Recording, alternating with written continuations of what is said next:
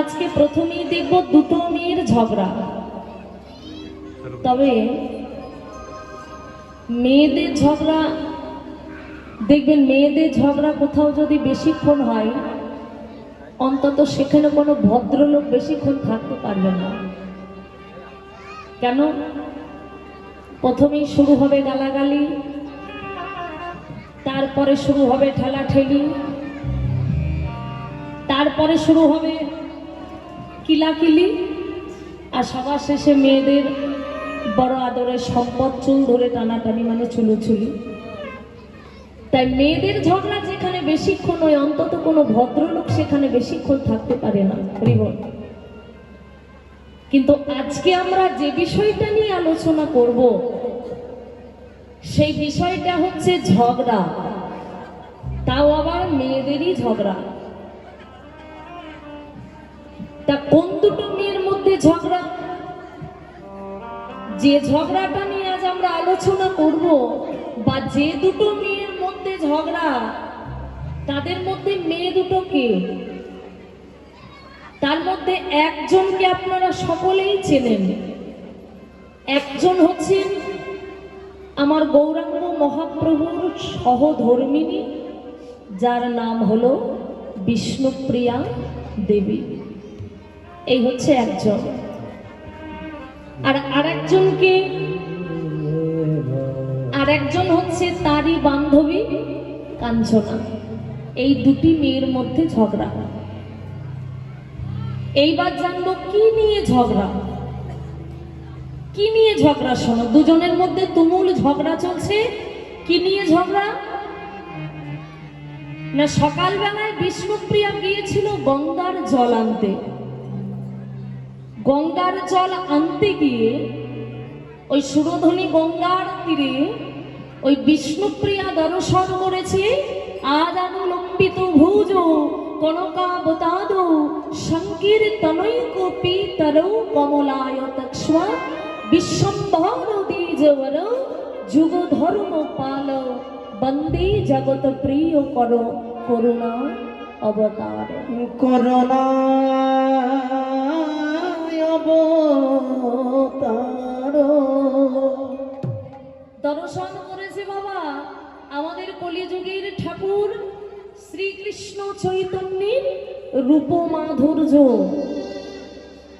গৌর হরির রূপটা দর্শন করে এসেছে বিষ্ণুপ্রিয়া।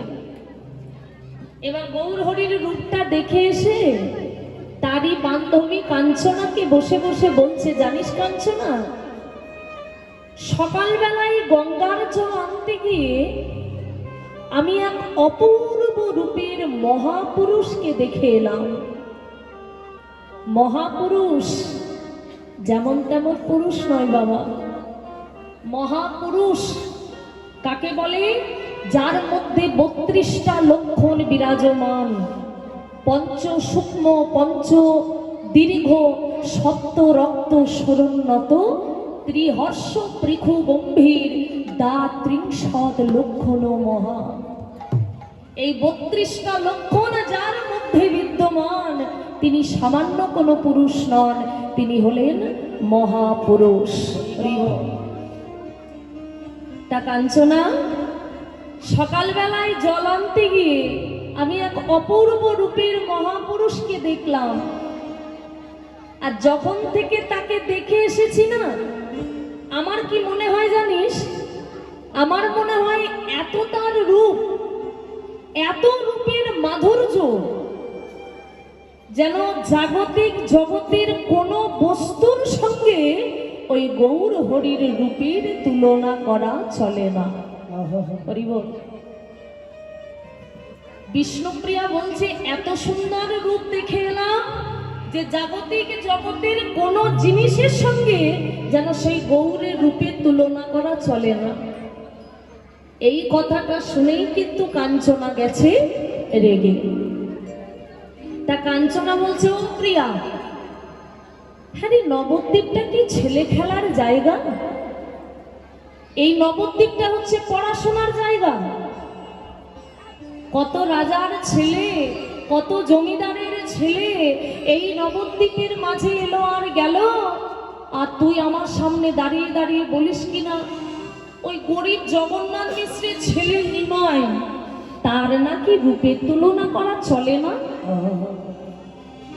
আয় বিষ্ণুপ্রিয়া, দেখবি আমি তোর গৌর রূপের তুলনা করেই ছাড়বো। বিষ্ণুপ্রিয়া হেসে বলছে, ও কাঞ্চনা, বলি কটা করবে? কাঞ্চনা বলছে, অন্তত 5টা করব, 5টা তুলনা করব তোর গৌর হরি রূপের সঙ্গে, পরে লাগলে আবার দেখা যাবে নিতাই গৌর হরি বল। ভক্তমণ্ডলী, ভক্তিমতী মায়েরা, আজকে গৌর হরি রূপের একটা একটা করে 5টা তুলনা দেবে কাঞ্চনা। আমরা 5টা তুলনা আর সাধন করতে করতে যাব। তা একবারে প্রথম তুলনা কি বলছে? প্রথম তুলনা দিতে গিয়ে পদকর্তা পদাবলিতে কলম দিল, দামিনী দাম দমন রুচি দর্শনে দূরে গেও দরপকি দাপ। দেখো সবটাই কিন্তু প্রথম অক্ষর দ দ দ দ, একে বলছে দয়ের অনুপ্রাস অলঙ্কার। যারা বাংলা সাহিত্য নিয়ে লেখাপড়া করেছো তারা জানবে, এটাকে বলছে দয়ের অনুপ্রাস। প্রথম অক্ষরগুলো সব দ। দামিনী দাম দমন রুচি দর্শনে দূরে গিয়েও দরপকি দাও।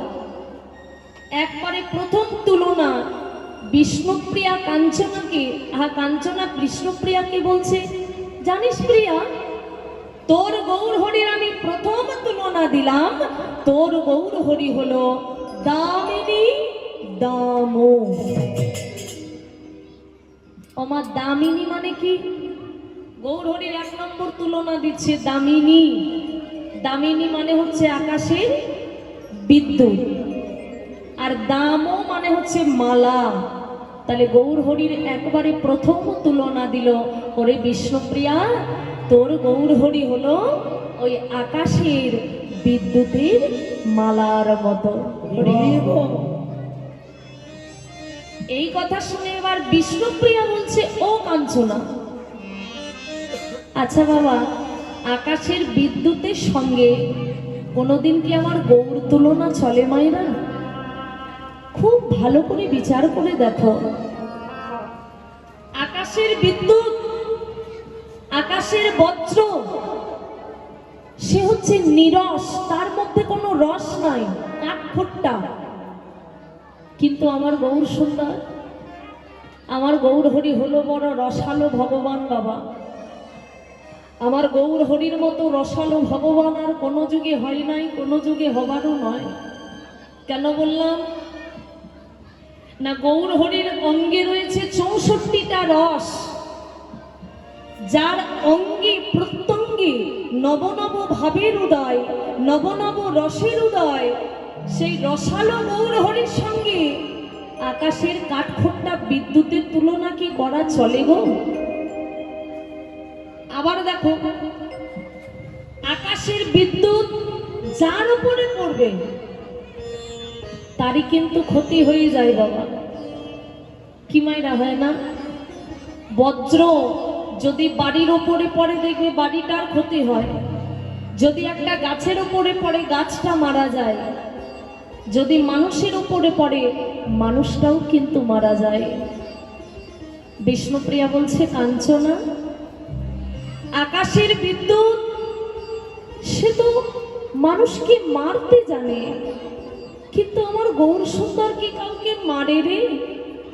ওরে কাঞ্চনা, আমার গৌর কাউকে মারে না। আমার গৌরের কলিযুগে আগমন, সে তো জগৎ জীবকে বাঁচানোর জন্য। কেন? আমার গৌর হরির ব্রত ছিল বাবা। রাম আদি অবতারে ক্রোধে নানা অস্ত্র ধরে অসুরের করেছি সংহার, এবে অস্ত্র না ধরিব, প্রাণে কারো না মারিব, হরি নাম দিয়ে চিত্ত শুদ্ধ করাবো সবাকার। চিত্ত শুদ্ধ তাই গৌর হরি বল, হরি করাবো সবাকার। সব যুগে মেরেছি, আমার ভগবান সব যুগে মারলো। সত্য যুগে বধ করলো হিরণ্যাক্ষ হিরণ্যকশিপু, ত্রেতা যুগে বধ করেছে রাবণ কুম্ভকর্ণ, দাপর যুগে বধ করেছে কংস, অগাসুর, বকাসুর, তৃণাবর্তাসুর, পুতনা।